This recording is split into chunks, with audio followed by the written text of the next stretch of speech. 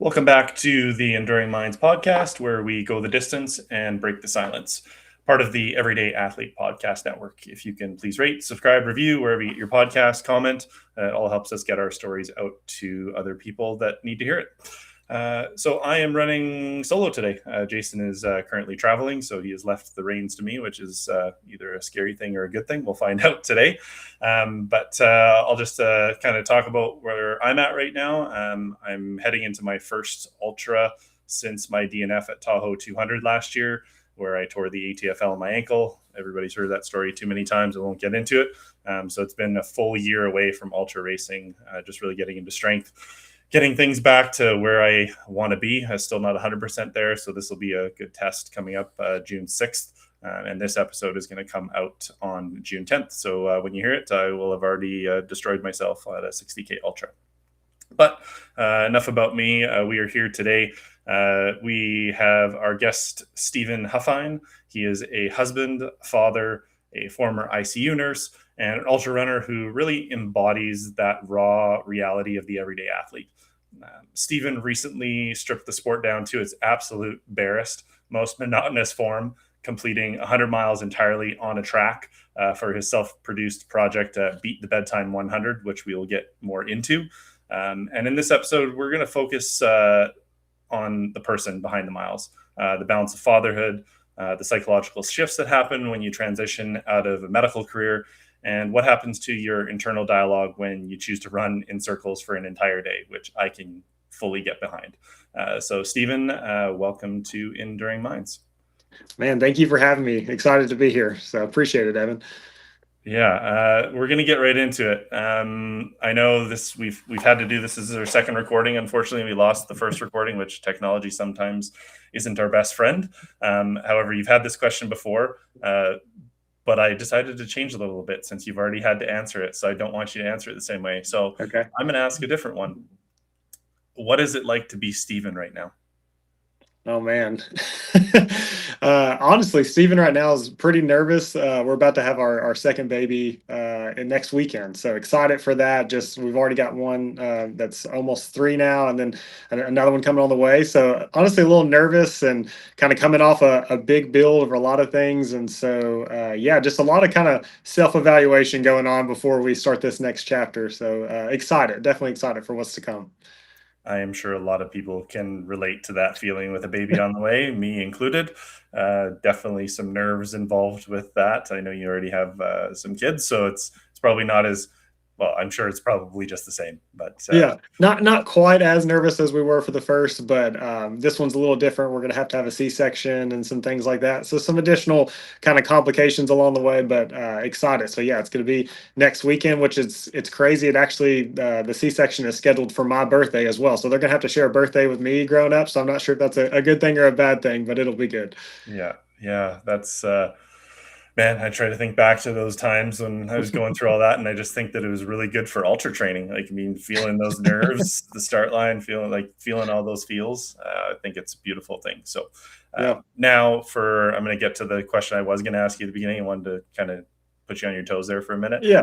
just so our listeners can get to know you a little bit more. So, who is Steven? Yeah, so my name's Steven Huffine. I live in Nashville, Tennessee, or technically about 20 minutes north of Nashville in a suburb. I am 32 years old. I started running a couple years ago, about 2-ish years ago, and yeah, we've been married for it'll be just celebrated 9 years. We've got one son, one on the way, and yeah, previous medical experience, worked in the ICU for years, and then now working software. I'm a HIPAA privacy officer for a group, and so that's been fun. And then yeah, got into running, and those that know me, I kind of go all in on hobbies and sports, and so quickly went from like, hey, I did a half marathon to I want to try to run the Leadville 100 and get into ultras and all the different things. And so that's kind of just been a fast paced journey the last couple of years. And yeah, so run as much as I can and run a lot of dark miles in the mornings before the family wakes up. That's for sure. Yeah, Dawn Patrol, as we That's right. Yeah. yeah, absolutely. Where do I go? So I just want to kind of start with the last time we talked. Listeners obviously aren't going to hear that conversation, but Sure. you were heading into Nashville for Mm, your like going after your Boston qualifier, Nashville Marathon. yeah. I know it didn't go exactly as planned, and I think That's one what way to put it. I'm going to start off with, tell me one really good thing, and then tell me the rest. Okay. I would say one really good thing was I was very proud of the build. It was the most like I had a buddy who is a 2:30 marathoner who was like, "Hey, I would love to kind of just coach you, for free for this. I would love to just come alongside you. Like, I think you've got a lot of potential, but let's kind of make this a little more structured than what I've done previously." So I was like, "That sounds great." And so I was really proud of the beer build. I mean, beautiful on a graph. I mean, all the things like got up to 100-mile a week, and just everything was great about it. I truly got so much fitter from that. But that was kind of the good thing of that. And it was funny. You actually had messaged me kind of like right before the race, and you're like, "Hey, stay where your feet are. Like, you need to be in the moment. Don't get too far ahead of yourself along the way." And yeah, so Nashville, man, we through a lot of things now, kind of some reflection along the way. One, like it's definitely not the course to try to go BQ at, but that was why I wanted to try to do it in Nashville, because it's kind of just like it's a local race, like it's something that's special to me. I've done it. This will be my third-ish time, I guess now.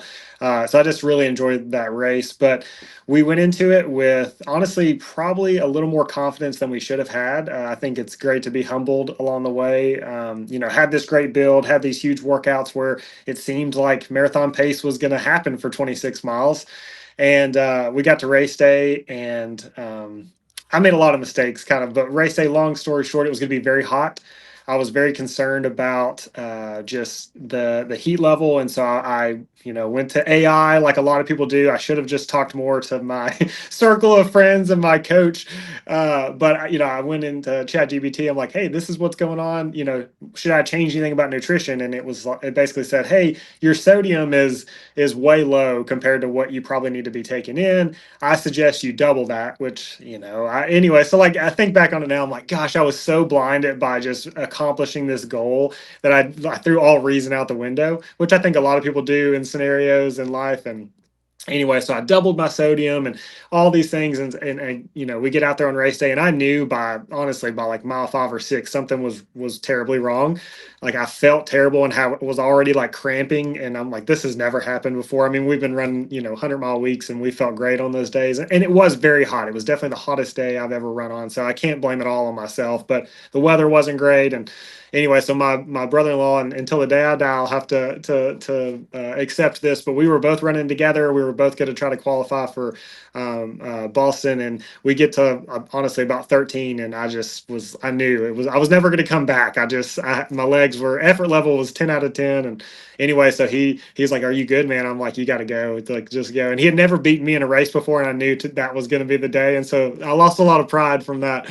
But anyway, so he took off, and it ended up running a 2:54, was phenomenal. So he did qualify for Boston.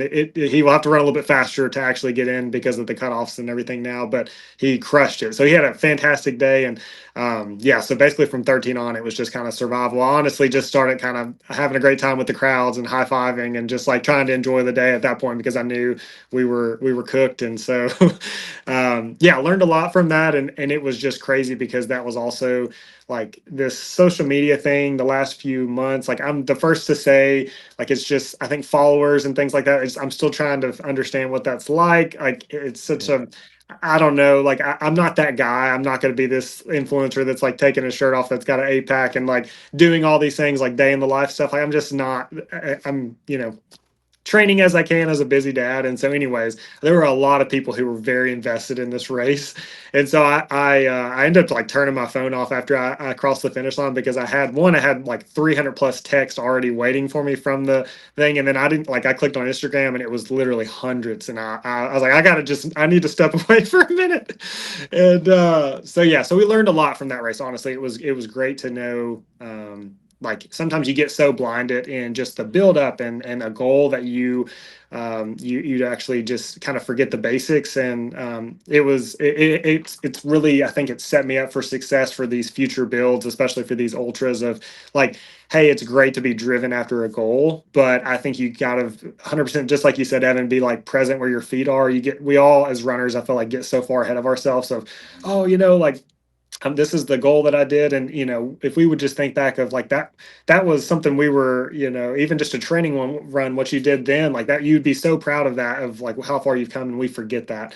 And so I think it gave a lot of perspective on things kind of going into that. And then, yeah, we could talk about what happened the next weekend as well after that, if you want to touch base on what I broke some more rules the next weekend. But yeah, that was Nashville in a nutshell. We ended up running I guess it was like a 3:16. It was actually 10 minutes slower than my PR at Nashville the year before. And so the joke was like, hey, I ran 1,300 miles in this training block and I ran 10 minutes slower. So, it didn't go well, but it was a great learning experience. That's for sure. Yeah, man. How do I unpack that one? Only because there's so many little pieces. I will give you one free tip that I got from my coach that really Yeah. helps with cramping if you've taken too much sodium or you haven't taken enough. Is squeeze an entire lemon into 500 mils of water and slam it back, Okay. and it kind of resets your sodium potassium pump in your body. It takes a little bit Okay. sometimes to recover, Sure. but I have used it in the past, and I've had some of my athletes use it, and it works really well. So Okay. I'll give you that little free tip right there. It works really well. And that works for both being hypo and hyper. I've used it for both, and Okay. I don't question it. It's like I don't know. Again, I'm not huge into the science of Sure. it. I'm gonna have to look that up. That's super I interesting. listened to my coach, and I took that. So I'll give you Yeah. that little free tip for that one. Um, but to get into, I mean, we're on Enduring Minds, and I really want to get into the mental side of that Nashville race. We Sure. can, we can have nutritionists on. You can talk about why the sodium, all these other pieces, but like Yeah. mentally, what did it do for you and to you in those moments when you were getting the cramping, having to slow down, having to rethink those goals that you had and just survive? Yeah. Well, I think it's so important in life in many aspects to being prideful in a lot of ways is that's the fall of man. Whenever you're prideful going into that, that was the most prideful I had been in my running career journey of things, of like, man, like and it was because I felt like I had done the work. I'd done this textbook thing to on paper everything looked good, but I think in my mind I was still so driven to make that happen. I'd forgotten like where I've come from, and like to have that gratitude coming into it, it was more so like, hey, I'm gonna go crush this, and like there's no other option. And then like I quickly realized like there absolutely are other options. And so I think it was great for ultras specifically because of being able to kind of problem solve on the fly, of realizing like, okay, what did like I immediately, as soon as I started feeling bad, I immediately started going down the checklist of like, what's different today? Like my heart rate is through the roof, even though we're running at paces that we've done a million times. Like I started going through the checklist of all the things, and then I quickly realized I that's the one thing I changed today that I have never not done on a previous runs. And so it was cool to kind of be on the fly. Like I feel like I've done that in some other 100 milers as well. It was like I like to problem solve.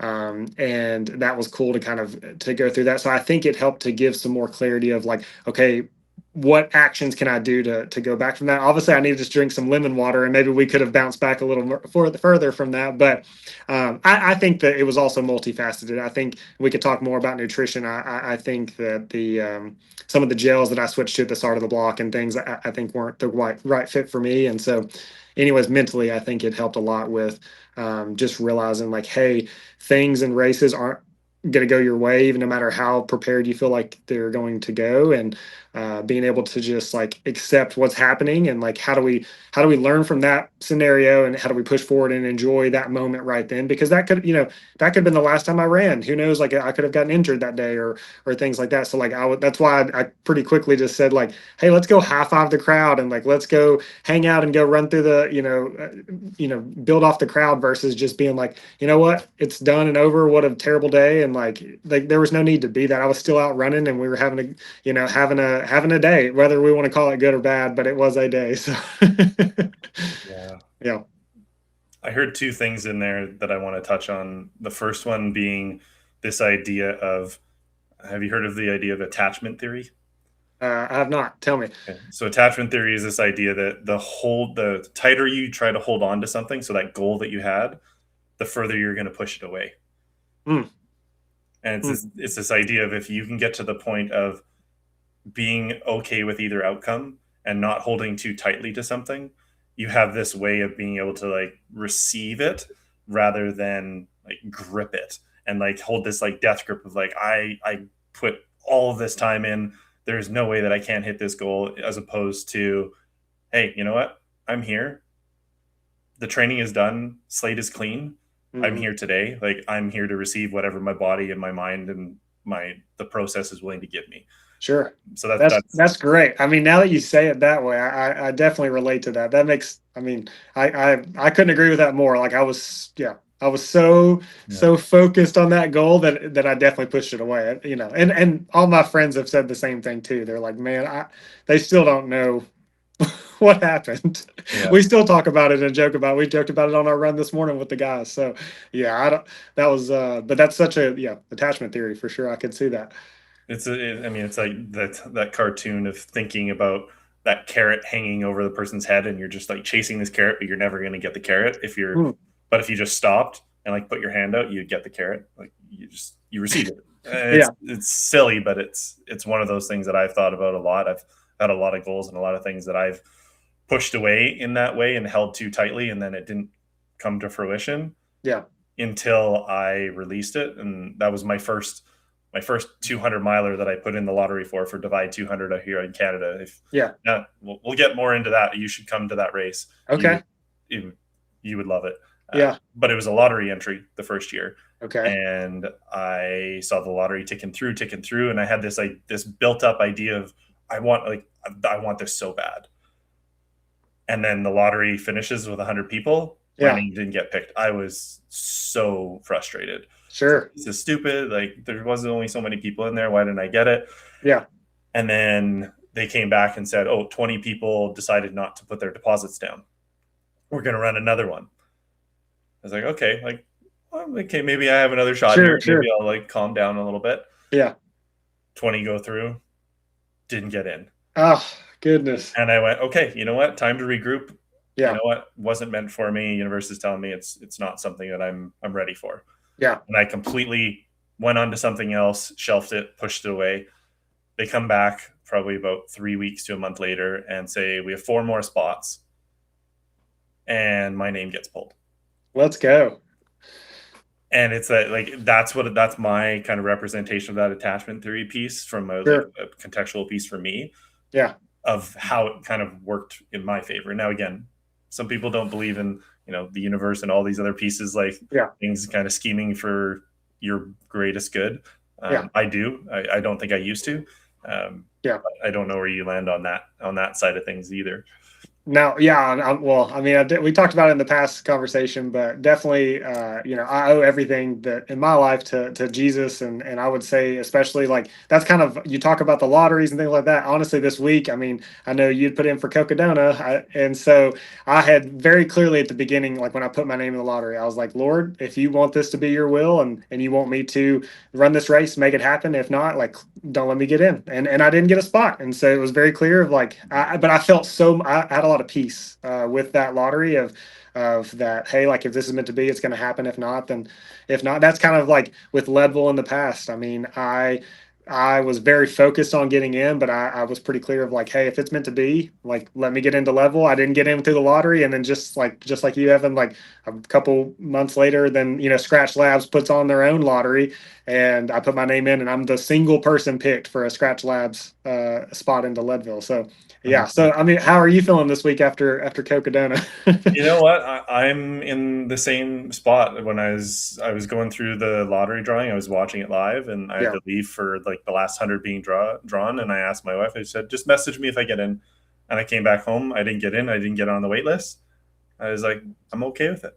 Yeah, man, I And thought that's for sure I was watching for your name too, and yeah, I knew a handful of people that got a spot, but me I too. mean, I felt after they released the number, only about 2,000, I was kind of like, Yeah, okay, this may work out, or at least like we'll get on the wait list, and because and then you didn't even get that, but I mean, I think his name's Cody Poskin. I mean, he got third overall, and he's on the wait list. I mean, like it was crazy that mm, which I mean, I think he's like top 10, so he'll get to run it, but. yeah. I have a feeling I had overheard that they were gonna have some like race director exempt spots to. I'm sure. Well, and they did say that. I appreciated how transparent they were. I Yeah. do think it's funny that like it's an Arizona race and it was like 60 or 70 Arizona runners. Like, I mean, I think there had to be something going on as Yeah. far as I mean, picking that, but maybe just the volume. I mean, travel's getting pretty expensive too, and I think for that's the sure. part that I looked at. I mean, the Canadian exchange rate. I will say that race would have cost me close to $3,000. Yeah, I mean they definitely priced themselves at a spot to like the ones that entered were pretty serious, I would say. At least like in the realm of how serious can you be for a 200 mile, like Yeah. I think that they at least priced themselves there. But yeah, I did tell Morgan, I told my wife, I said, hey, I feel like I definitely need to tell you if I do get picked for this, it's like 23 or $2,200. She was like, man, I'm like, I know that's it. But I was like, I said that's a problem if we get picked in. Yeah, I'll figure it out. But Yeah. I watched live like a lot of people did, and then didn't even get the wait list or either Yeah. one, but just I part think of it. So yeah, it's nice having peace though. Yeah, I think me as a runner years ago, having went through that 200-mile experience of the lottery and all Sure. those other pieces, I really do my best now to not be attached to, like, if I get in, then I will, like, just like you said, I'll figure out what my plan is from there. Yeah. But until that point, okay, well, now I'm gonna move to something else that is meant for me, or a different run or a different race, or create something for myself, whatever that is. Yeah. And yeah, and speaking of creating something for yourself, I alluded in your intro to the Beat the Bedtime 100. I watched it, the documentary that you put together, which I will make sure we get it into the show notes as well too, because it's yeah. Can you just tell people more about what it is first, and then I'm gonna have a few questions for you about it. Sure. Yeah, so honestly, it's kind of two things, and I'll be fully transparent about this because it was I think the second reason people will probably get a laugh out of. So the concept of Beat the Bedtime, it was very much of I knew we were about to have another son in a couple weeks, kind of building up to it. I was itching to do another 100 miler before we had the baby, and because I have a kind of my A race this October. It's called No Business 100, so I get to run it a second direction this year. And so I'm excited for that, and we'll go into more of it. But I mean, basically, I'm kind of holding that the same way of like I'm excited, I'm in it, but I'm not going out there to be like, hey, I'm about to go win this race. I do think we're going to be prepared for it, and we're going to have a good time. Super excited to run that. I do have two brother-in-laws running No Business with me, so that's going to be cool to see how we all pan out. But yeah, No Business, or sorry, Beat the Bedtime. It was kind of an idea of like, okay, how can I do this logistically without costing a bunch of money? I can be close to home, like not this like multi-day overnight stay thing. And so talked to some buddies. They just finished a brand new track close to our house. And I was like, I think I'm going to go run 100 miles around this track and kind of just let's do a speed, like let's see how fast we can run 100 miles, because like that takes all the unknowns kind of out of it. You have your aid station right there. You can just crank out some mileage. And so we reached out to the kind of athletics team and said, can I run on your track? And they were like, why would you want to do that? But they were very much of like, hey, you're more than welcome to do it. So that was cool to get approval from them, and it was great because like the local track team even came out and ran a bunch of loops with me because they were training for state, and so it was cool to have like just the community that showed up for it was wild. But the concept is you put your kid to sleep, you leave, and then you run through the night, and the goal is to run 100 miles to be back for bedtime the next day. And so you would have to run at least a 24-hour 100 miler, roughly 23 by the time you get over to the track and everything. And so that was the goal. And so we went into it like, hey, I'm going to just set a good heart rate cap, and whatever that pace is, I'm not worried necessarily about pacing as long as it's under the threshold of 24 hours, and then just crank out some mileage. And that's what we did. So yeah, you can ask some follow-up stuff about it, but it went very well. It did get very hot through the day, but luckily we had a bunch of ice and was able to do ice bandanas and all of that to stay cool. But yeah, so what are your thoughts on that? Yeah, I mean, I would be lying to you if I said I haven't thought about something Okay. similar. Okay. There's definitely, yeah, we'll get more into that for me, but I want to focus on you for a moment. Sure. The thing that people don't truly understand about these loops or backyard ultras, or these like single short distances, hmm you have the opportunity to quit every single time you come back around. That's a good point. Yeah. And I don't think people put enough like thought into that, knowing Yeah. that you can quit at any time. It's like running on a treadmill. You can just get off. Yeah. Yeah. Nobody's forcing you to stay on there.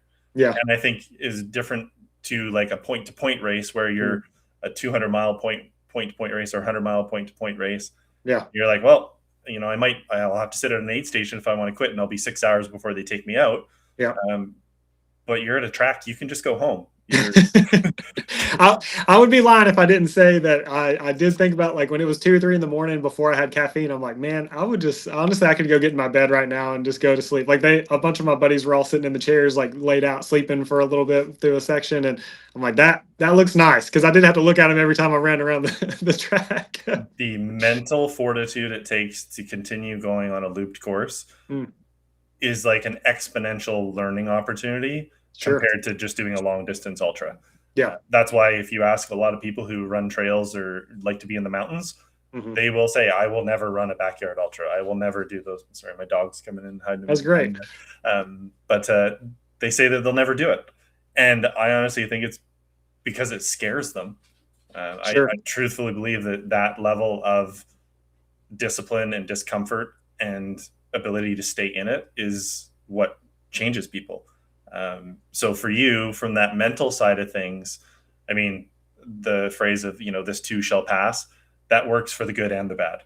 Yeah. And one of my running friends locally here, Jody, it's one of his favorite phrases to use. This too shall pass. Like, I'm feeling great. This too shall pass. Like using Yep. it every single time when you're in the race, like Yeah. just throwing that out there as many times as you can, knowing Yeah. that you have the tools necessary to manage as you go, that problem solving you talk about. Yeah. So mentally, what were those ups and downs like as you came around at those aid stations each time, as you finished those laps, 10 miles, 20 miles, 30 miles?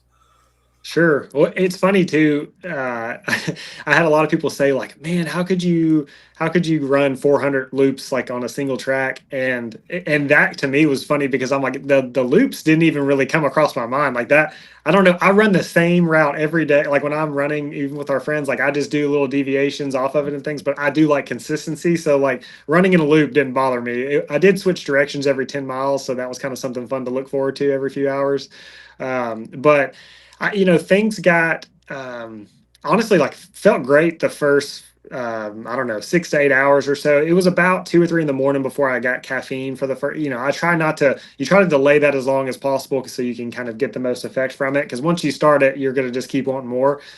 And so got through a couple of segments there where, like, it was a couple random people showed up and they were talking a lot, and I was very much of like, man, I'm in a spot that I don't even really want to talk a lot. I kind of just want to run quietly. And so then I'm trying to, like, also not be rude to these people that got up at 2 or 3 in the morning. I didn't know some of the people who came, and so, like, it was like they're trying to, like, learn about me, and I'm trying to, so trying to chit chat at 2 or 3 in the morning when you haven't had caffeine and you're 40 miles in.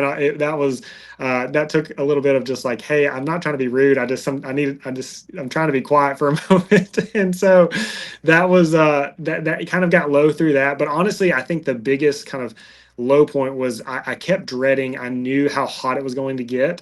And so I was just trying to move as efficiently and quick through the night as possible, because I wanted to get very far, knowing that the minimal if I could run quickly, I wouldn't have a ton of daylight to run in. And so it got up to like 90 plus. It was humid, all the things, and so it was hard not to dread that. But I feel like you do that in every ultra. You kind of think about, like, oh, there's this big climb coming, or I got to worry about nightfall. Or that was something that's also weird, like starting at night versus starting in the morning was completely different than anything I've ever done before, because, like, you're ready to go to bed when you're starting already. I think it's way easier to be running through the day and going into night, just because you're kind of already dialed in and ready to go from that. But honestly, other than that, I mean, it was kind of the dread of the heat and things like that. I was pretty positive most of the race, which was different than like the last 100 I did. It was very technical for being in Tennessee and Kentucky, and it was just, we got into some spots that, like, man, you were just dreading trying to even move forward. Your feet are destroyed. You're, all these different things of like, I know that, hey, I've got a 5,000 foot climb coming up that's going to be at 2 a.m. That it's different than those kind of races, but it was great because I was never alone once during the race. Like I had so many people show up, people that were waking up at 3 or 4 in the morning to come run and things like that. So having the community, that was something that I hadn't really seen that aspect before of like, hey, I just put out this idea, and I purposely didn't really post about it because I didn't like, as far as like inviting a ton of people to come, because I didn't know what was going to be like. And then just word of mouth, like the incredible people that showed up, it was cool to be a part of that and to never be alone either. Like having even somebody, like a lot of the guys that had run ultras, they would come up and talk to me, and they're like, hey, I know what it's like to do this, so you tell me when you want to talk. Like they were just like, they would just be a moving body with me, and that was cool to just have people like, hey, I'm not going to talk for the next 30 minutes, and like let's just kind of do some loops together, and then crack jokes from there. But yeah, overall I would say morale was a very high for this ultra compared to other ones. And you talk about like, I was so nervous. Like everybody was talking about Nashville, like my demeanor kind of had changed about running. I was just so focused on like very serious and all of these things. For this, like my buddies were like, dude, you're so happy this week. Like you don't even seem like your normal self. I'm like, that's because I feel like I'm excited for what's coming. Because Nashville, I was very nervous. So yeah, little different going into that race versus how stressful Nashville was. Yeah, the never alone piece. I think it's such a great symbol of that race versus, again, it's Men's Mental Health Month, and I Yeah, think for people to understand that you going through the discomfort of that race and that situation is no different than somebody going through something mentally, physically, whatever that might be for themselves. And I think absolutely. I just want to touch on that point of that never alone piece. Again, Mhm. being able to do that with people and having that connection, even though you're running silent. I mean, I'm a very social person when I'm in my run groups and things like that. But if you see me at a race, I'm not very chatty at all. I'm like usually like in the zone, kind of focused, just like there. So you Yeah. talking about doing this beat the bedtime and having so much joy attached to it, Mhm. like I think it just goes to show that the more joy and the more fun that you can have doing these things, that pressure, that stress, that anxiety, it just dissipates because you have this like release of not having to perform. Yeah. Yeah, I agree. That takes us so much pressure off. Like, and I'd even heard too some other runners talking about people that listen to music and stuff while you're running. They're like talking like listening to just like rowdy rap music or whatever it is that's like hype music. They said honestly, like if you can make music that makes you smile, that's going to do a lot more than just kind of just numbing out your brain with whatever music you want to listen to. And I would agree. I've tried that in some dark spots of ultras before now, and like put some like happy music on. For me, that's listen to worship music and kind of just get in the zone of just like some calming music and makes you smile about maybe like previous memories or things like that. That's helped a lot in those scenarios versus just turning on some dubstep or whatever it may be that gets you going. I'm not saying there's not a time for that, but it is whenever just like you said, I do tend to get more quiet during ultras as well. And this one was opposite of that. I did talk a lot with our group, which was cool just to have some good laughter along the way. Yeah, and my quiet is sometimes because I focus on nasal breathing, and Okay. in order to nasal breathe and do it properly, you can't be blowing out air out of your mouth all the time by talking. So you Sure. kind of have to balance those two things and understand if I want to be efficient, I can't talk. So it's Yeah. yeah, it's You have to tell me more about, so what's your technique? Why do you choose to put so much emphasis on nasal breathing versus mouth breathing as well? man, that's a whole That's a whole different podcast in discussion. itself. We can talk offline about that. Yeah. Yeah, I'm a breathwork coach too, so that's why Okay. it's Okay. yeah, it's we'll just say it's about managing the oxygen in your body and Sure. creating you to be more efficient to push more oxygen to your extremities. Okay. is essentially but yeah, we can definitely I, chat I more about did some Wim Hof breathing on Hope Pass back in when we were doing level. I had a buddy that showed me right before I left, and I tried that, and I will say it helped. So I mean, it. I'm a believer in some breathing treatments, Yeah. techniques. So I'm Yeah. definitely would be interested in hearing more from you about it. The training that I do is called the oxygen advantage, and it's essentially the complete opposite of Wim Hof. Okay. if Yeah. I No. I mean, I know nothing about that field, so I'd love to hear it. Yeah, absolutely. We'll take that one offline, and we'll definitely chat about that one. Sure. I do want to pivot. I want to start to dad out a little bit because you Okay. and I are both dads. I have two girls, 8 and 11. They actually just had their first track meet this weekend. That's Um, exciting. Super cool. they asked to do it. There was no dad pressure. Okay. I think that's the big thing for me is like release that pressure on them. I want them. My love Sure. is not conditional based on how they do. I just want them to like go out there, have fun, and we went the Friday before to the I was gonna track. say, Like, let me ask you about that delay. So now that they have their first track meet, like, do the other kids like, oh yeah, like their dads, that's Evan, like he's an ultra runner. Have you heard that talk? their friends definitely know me on YouTube. There's no Okay. doubt about that. I'm the scary dad who runs far. That's Okay. why does your dad not smile when you drop you off? I don't know. We'll see. I love it. I don't think of myself that way, but yeah. Yeah. Yeah. So I want to dad out a little bit. I mean, them going to their track meet and me getting to see them just like show up for themselves and do something that's like hard. Like I had my 11-year-old was running 400 meters. Like she wanted to do all the distances. They only went up to 400 meters for her grade. But still, like, I mean, 11 years old running her first 400 meter, never having done track. That she had only been on the track when I took her on Friday just to like show her around. Yeah. Again, I didn't want any pressure to perform in that way.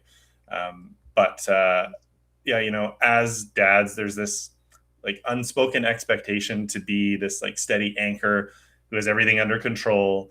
And I know when you designed the Beat the Bedtime 100 yourself, rather than like signing up for an organized race, like what were you hoping to show your kids about, setting your own goals and executing when no one else is really watching?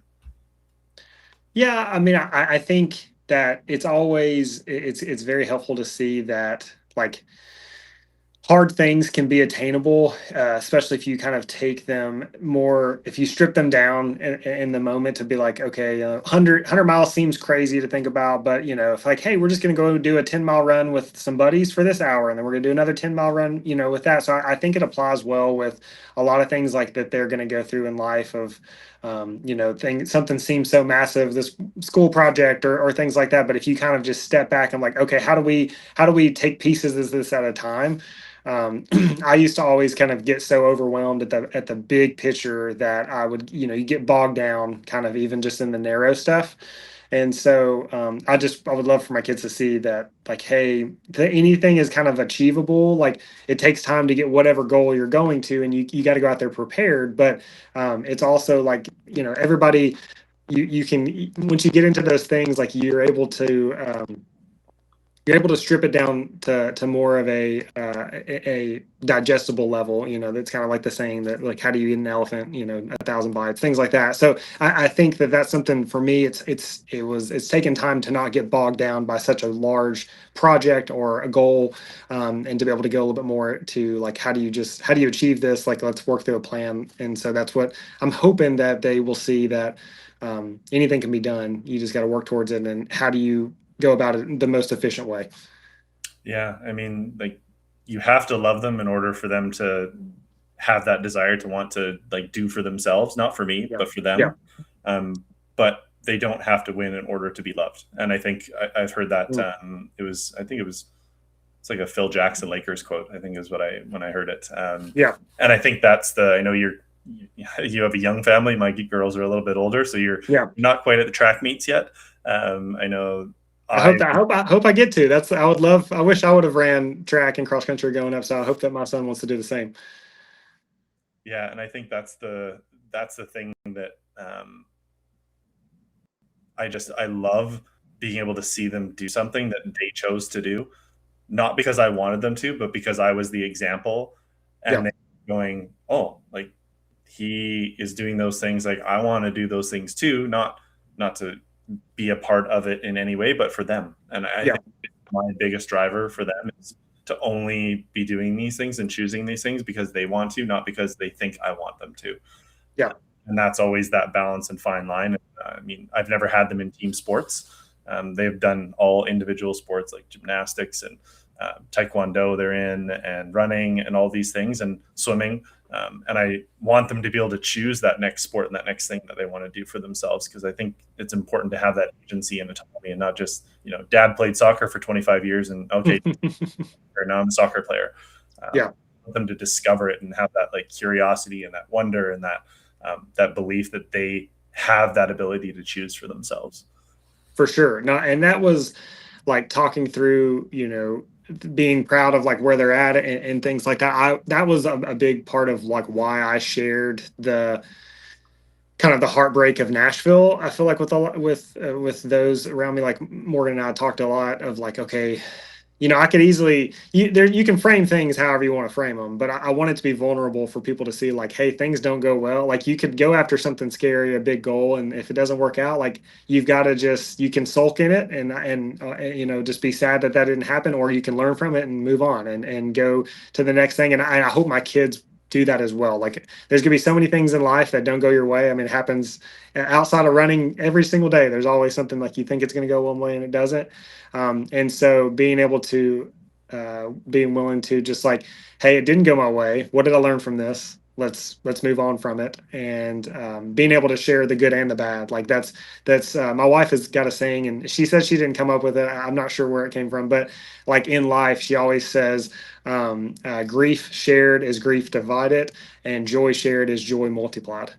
And so kind of that hits a lot of aspects in life. And so like, we did all these big goals and we shared that among everybody, and that's a part of it. And when there's a good day, we share that with as well, and that's multiplied across those around you. And so that was kind of a lot of our story with Leadville and losing a previous pregnancy and being able to kind of share that story of what that was like. And it definitely helps to, just like you said, with it being Men's Mental Health Month, like sharing that with others, like you can actually divide that grief. It makes it a lot more. I wouldn't necessarily say it's easier, but it's very helpful to have others alongside you along the way. Yeah, absolutely. And I mean, you touch on that grief part, and I think for me, I was listening to a podcast a while ago. I've shared it with a few people, and they've messaged me back immediately after and said like, "I'm so glad you sent this to me." It's a psychologist out of the UK called Dr. Lucy Hone, Okay. and she talks about grief being the difference between where your life is and where you thought it would be. Hmm. And it's such a simple way of thinking about it, because again, like having that expectation of, oh, I thought I was going to be a Boston qualifier, and you have that because grief is different for everybody, and Yeah. nobody's grief is any worse or any better than anybody else's. Like everybody's is individual. Yeah. And I think going through those stages of, again, having that expectation of like, oh, this was going to be my Boston qualifier, and now you're like, okay, I'm going to do this Beat the Bedtime 100. I don't know when I'm going to go back for another marathon to get it. Yeah. But like going through that cycle and allowing yourself Yeah. to go through those cycles, and understand that it's okay. Mm-hmm. And I mean, you talked about running with the group that you had on the track, but I know you also have a very tight knit group of runners that you run with on a regular basis. Mm-hmm. So why is it so critical for everyday fathers to have that space where they can talk about that exhaustion, failures, mental health, without having to perform or like hide how tired they actually are? Yeah, I think having that community to come around you and running and I've been a part of several D groups as well, like learn more about the Bible, and I think just having that the shared companionship of like, hey, these people are going through similar things that you are. Like, how do you? It helps to learn a lot of like how do they attack a certain item of like, hey, I've been feeling really burned out about XYZ, and then your friends like, well, I went through a season of that as well. This is kind of some of the things that I went through to help kind of get out of that, or like being able to build off others that have a similar that have gone through similar seasons. I feel like life is full of seasons of of raising young kids and running marathons and like, different seasons of work and all these different things. And so like being able to have those that, that's why I really enjoy hanging out with people that are older than me, because they've been through those seasons of life more, a lot of times. And so they have some wisdom of what happened to them and like things that they would avoid or things they would do differently. So I think having others around you that, I would always love to be like, I want to be the dumbest person in the room. I want to have everybody that's been through things in life that can, be able to teach more and tell more. But I think there's a part of that as well, to be like, how can you also do that with the younger generation? Like, so the younger kids that are around you as well, like how can you encourage them of whatever they're going through and being a part of as well. So I think it's both ways. Like you need to be involved both in younger community and older community of those around you. Yeah, you talked about the seasons, and I believe in this so deeply about having gone through a lot of the cycles and things myself with raising kids, running, mental health, all of these pieces, and understanding that, as leaves fall, those types of things turns into winter. Like you are the exact same way. Like you go through these cycles, you may not realize that you're going through them, but Yeah. you are. And being able to have that awareness and step back and go like, you know what, this is my season of bringing a new child into this world.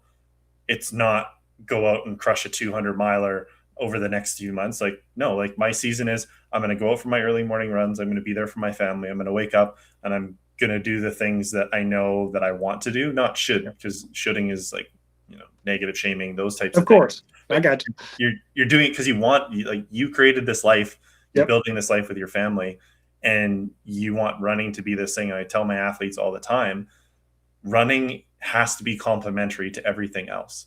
It can't be everything, because as soon as you make it everything, then other things start falling off. Yep. There's only so much you can do between career, family, hobbies, wealth, whatever it is. Like you can't be good in all four all the time. That will burn you out. You will be exhausted. So I love hearing somebody else talk about the seasons aspect, because I think it's such a beautiful way to look at life, and not, again, that attachment piece of not holding on too tightly to the way things are and being okay with it shifting as it needs to.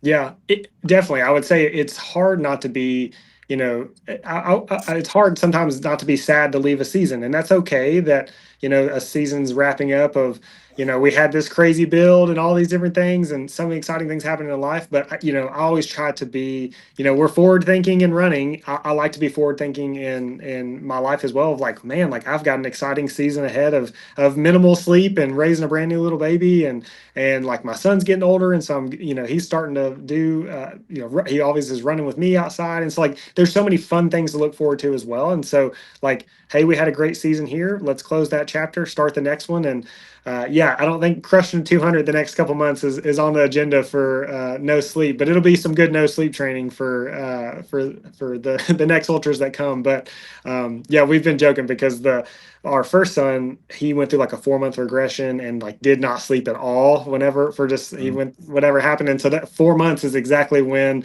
my next 100 miler is, like from this baby. And so we're like, man, that's going to be brutal if that's what happens again. But and so it's a lot of fun, and it's such a short chapter of life of raising young kids. And it's like crazy. I mean, now that my son's almost 3, like I'm like, that was so fast, and so he'll be going to school and doing track meets in no time. And so I'm trying to get better, like you said, being where my feet are and being present both with my, personal life and running and all the things. And so excited for the next chapter, that's for sure. So seasons are a good thing to look at, whether they're, as they change through life, is just part of it. Yeah, I've been there with the sleep regression, by the way. It's again, if anybody really wants to, train for an ultra, like borrow a baby going through a sleep regression.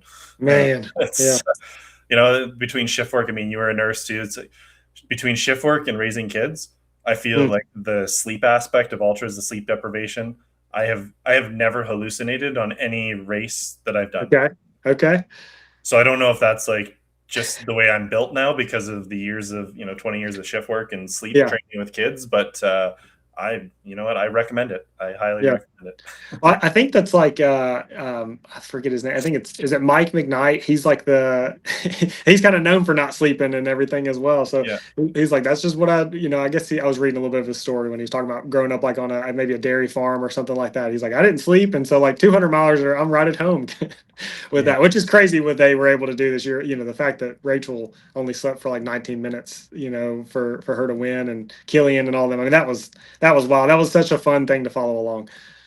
Yeah, it's such a yeah, that sleep deprivation piece is yeah, it can mess with a lot of people. There's no doubt. I I have was gonna say sweat. it's wild that you didn't have any hallucinations. That's No, crazy. I've had some on my 100 milers, nothing like crazy, but enough to be like, hey, I think those bushes are some animals. Like that happens to me a lot. yeah, no, not even during speed project with Wow. Okay. the 94 hours. I 5 hours of sleep.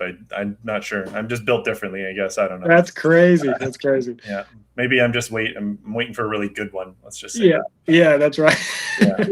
Um, I do want to touch back on just the Beat the Bedtime 100 just one more time. Yeah. You could have just done the run and not documented it. I'm not going to guess, but I would imagine it's a very selfish thing that you want to do for yourself and for your kids, and for your family to be able to have this documented. It's what I wanted to do with my run with my dog. Yeah. It's blown up. I didn't expect it to, but it was a very internally selfish thing. Is like I want to document this. Yeah. So in saying that, when your kids look back at that video of you, grinding those laps on the track years from now, Mhm. what is that like quiet truth that you hope that they understand about you as their dad during this season of life?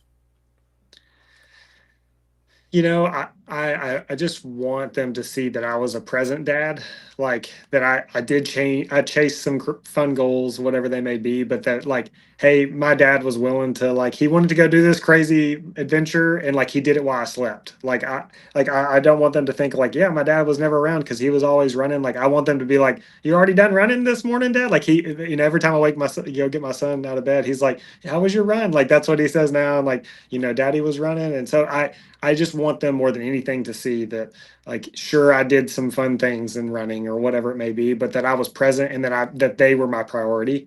And so and I wanted that to be for other dads as well. That I have several friends that that I have some that are fantastic at being very present with their kids, and I have some that I feel like they could improve to be more present with their kids, and I would love for them to be like, hey, you can have both. Like you can actually chase some big goals that are as being a dad, but it does take sacrifice of like getting up super early and not running out, whatever that looks like. Everybody's different. It may work best for you to run after work, like that doesn't involve family time, but for us, like running before the kids wake up and the family wakes up, that just seems to work. And so just like things of I want them to know that their dad was present, and he chased some crazy dreams, whatever that looks like, and he's a good middle of the pack runner, and we had a good time. Yeah, I think that presence piece is what I really heard in that, and Yeah.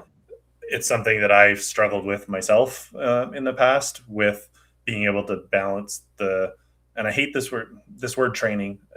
For some reason, this word training, I don't love it, because Okay.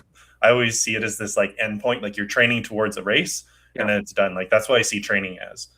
Whereas I'm trying to build a process now of, the process is all the running and everything I do, the races that Hmm. fit into what I'm doing, and maybe I'll change my process of how I'm going to get to that race. I But like I that. really like this idea of not calling it training anymore, because training, I just feel like it has this like connotation to it of like, well, you need to keep going, you need to keep doing this, because if you don't do that, you're going to get to that race, and then the race is going to be done, and then everybody. I was talking to one of my athletes the other day, and she wouldn't mind me sharing it. She said that she usually just drops everything at the end of a race cycle. And I said, well, I need you to flip that on its head. It's no longer about an endpoint. I said, the endpoint is when you come to me and you say, I want to cancel coaching. That's the endpoint. Mm. But for right now, you coaching with me, it's not we're going to this race. It's we're building a process around your ability to be able to go and race and be Yep. able to do the things that you want your body to be able to do. So what is the bare minimum that we need to do each week in order to satisfy everything else going around in our life, in our season that we're in, to be able to make that happen. Because I've gone through lots of periods where I could only run 2 times this week. I'm okay with that now. Years ago, I wouldn't be, because I would be stuck on this training plan and trying to hit, like, make all my things green on Training Peaks and be like, yeah, I'm the best athlete ever. I'm hitting all this green stuff. Yeah. But it's not, yeah, that word training to me, just, I'm getting over it. Let's just say that. Yeah, well, I mean that's a good word, and that's something I needed to hear as well going into this next season. It's not going to look like all my buddies that either don't have kids or married and or still single and things like that. Like they run like crazy and run all the time, and so like I'm not going to get to do that, and I need to be okay with that. Otherwise, I'll have I'll be in a spot to be sorrowful about it and things like that. And so I like the process idea of things of like, these are I'm constantly trying to get more fit, and however I can fit these additional races into it is how it goes. Yeah. And you're in software. You've heard of the term like minimal viable product. Oh yeah. What's the minimum viable process that you need to do each week? Yep. Even if it's you get up at 5 a.m. and you only have time for 1 kilometer, that's okay. Yep. That's okay. Yeah. You're committing yourself to the process of getting out there and doing it. It's not about how far you're going while you're doing it. It's about showing yourself that you're committed to the process of it. Yep. Yeah, that's great. No, that's you could do a whole podcast just on that, man. That's incredible. I'm glad it resonates with you. Yeah. Now, I just want to talk one more thing about the validation piece of doing a project on your own versus a race. Mm-hmm. I mean, it essentially strips away this like need for validation, like this racing, this outcome, the things that we chase in those moments. Taking away that need for validation, doing the Beat the Bedtime 100, like, did it make it more purposeful in your mind? Did it make it harder to justify? How would you kind of lay that out? Yeah, I would say the opposite. Like it made it more purposeful for me than running a race with others. Like it was cool to like I'm not racing against anybody but myself, and like it was just I don't know, it was so much. It truly was fun. Like I know it sounds crazy. Like it was just a good time. I had zero. I was not even. I can honestly say I was not nervous at all to go do that, and it was such like very refreshing to go into a scenario to be that way, coming off such a stressful, structured training block. Like he was, training for that one race. It was so nice. Like it was just a breath of fresh air to do that. And it was cool too of like, there's no, there's no like somebody could be like, oh, you ran, 99.75. Like, did you count all 404 whatever? Like, and I'm like, no, I went off my watch and I can tell you it was accurate for the, it was going off a mile every time I went around 4 times. So call it what you want, but it was cool just to be like, hey, like, talk trash if you want to, like, this was for me. I don't really care if you think that like that time wasn't right or whatever. Like in social media, like, I don't know, it's such a weird thing. People send you DMs and I'm just like, come on, go on somewhere else. But it was cool. It was very, very purposeful of like, it was way easier to get in the right mindset for than other previous races. And it was nice just to not be stressed about it and not to be racing anybody else. And although like, it's one of my favorite parts of races is meeting new people. So it was super cool. Like you're best friends with somebody after you share 5 miles with them on a trail or even a mile. You may be with them for a couple hundred meters and you talk to them then. And like, I still keep up with people that I ran some races with previously. And so that was different about that, but it's cool. Like there was no awards, there was no timing mats, there was no, there's nothing to post other than just like that's what we did. And yeah, the documentary was more so like it was cool to just like capture. I wanted it to be very much of like, hey, this is our family, this is what we're doing, and I wanted that family aspect to be number one, and because that was the goal of the adventure. Yeah, well, I think you hit the goal. I appreciate that. Yeah. There's something really beautiful about doing something for just yourself. And I think that's something that people can take away from this is it may not be 100-miler through the night for your kids, but like take care of yourself in order for you to be able to take care of your family. And I think that's the big one that hits for me. So In saying that, I mean, you and I, last time I knew we could go for 4 hours. Yeah. I'm sure there's lots more things we're going to talk about now that we both didn't get into Cocodona. What's next? Man. But, yeah, well, Yeah, we need to tag them. Maybe they can give us some spots from the race directors or something. yeah, Man, but fair. no, it'll be good. We'll do. I have no doubt that you and I will share some miles on a 200 miler at some point. So I'm Yeah, looking forward to it. We definitely gotta make that happen, or maybe speed project or something. I think there's some things we could get into. Looking yeah. forward to Just definitely the linking them. whole dad team for Speed Project. That would. Man, that may hey that could be the idea like Hey, that. we're gonna put that one then like in the piggy bank. We're I gonna like that. I like that. there's a lot of value in that one. So I want to end with a question that you heard the last time, Okay. but it's going to be probably a different answer than it was last time. Where is your mind after this conversation? Honestly, I think it grounded.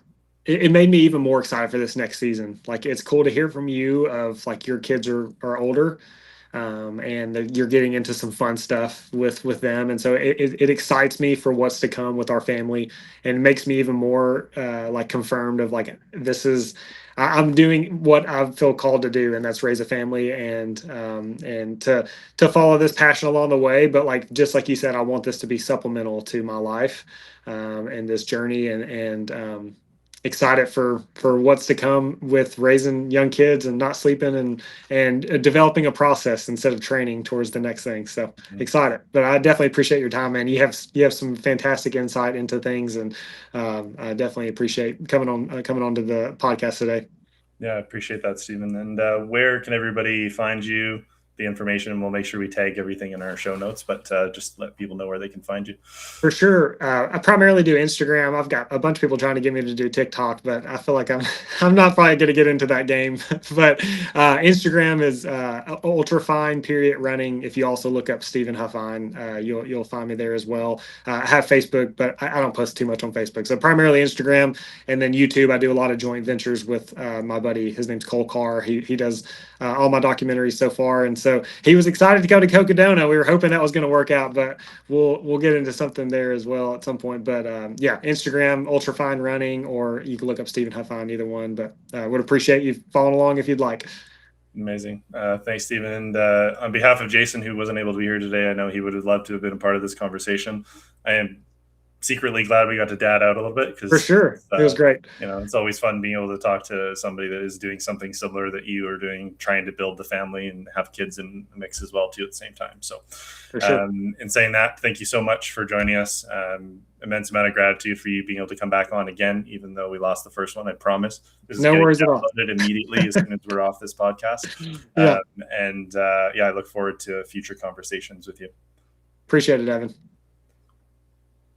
Well, everybody, that was an incredible episode with Steven Huffine, and we look forward to having you listen to our future episodes. For now, if you could please rate, subscribe, review, as well as comment on the Everyday Athlete Podcast Network on Spotify or YouTube, wherever you get your podcasts. We'd greatly appreciate it. And until next time, keep going the distance and breaking the silence together.